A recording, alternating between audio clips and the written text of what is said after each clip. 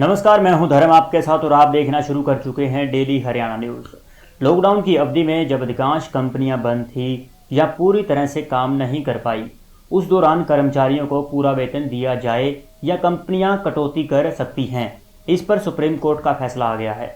गृह मंत्रालय के आदेश को चुनौती देने वाली कंपनियों की याचिकाओं पर जस्टिस अशोक भूषण, संजय किशन कौल और एम.आर. शाह की खंडपीठ ने सुनवाई की। सुप्रीम कोर्ट ने केंद्र सरकार को नोटिस जारी करते हुए 8 हफ्ते में विस्तृत हल्फनामा पेश करने को कहा है। कोर्ट ने कहा है कि इस दौरान कंपनियों पर किसी तरह की दंडात्मक कार्रवाई नहीं की जाएगी।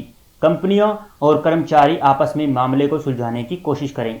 यदि ऐसा नहीं हो पा रहा तो श्रम मंत्रालय की मदद लें। उद्योग धंधे और मजदूर एक दूसरे से जुड़े हैं, इसलिए सामंजस्य बनाकर चलना जरूरी है। केस की अगली सुनवाई जुलाई में होगी। बता दें कि लॉकडाउन लगने के बाद केंद्र सरकार ने कंपनियों से कहा था कि कर्मचारियों का वेतन न काटा जाए।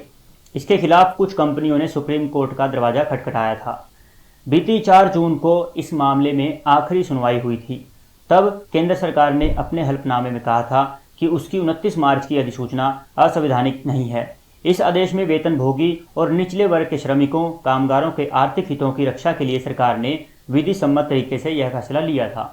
उन्होंने यह भी कहा था कि यह स्थायी प्रावधान नहीं था और केवल लॉकडाउन की अवधि के लिए ही था। सुप्रीम कोर्ट ने कंपनियों का रुख जानने के बाद फैसला सुरक्षित रख लिया था।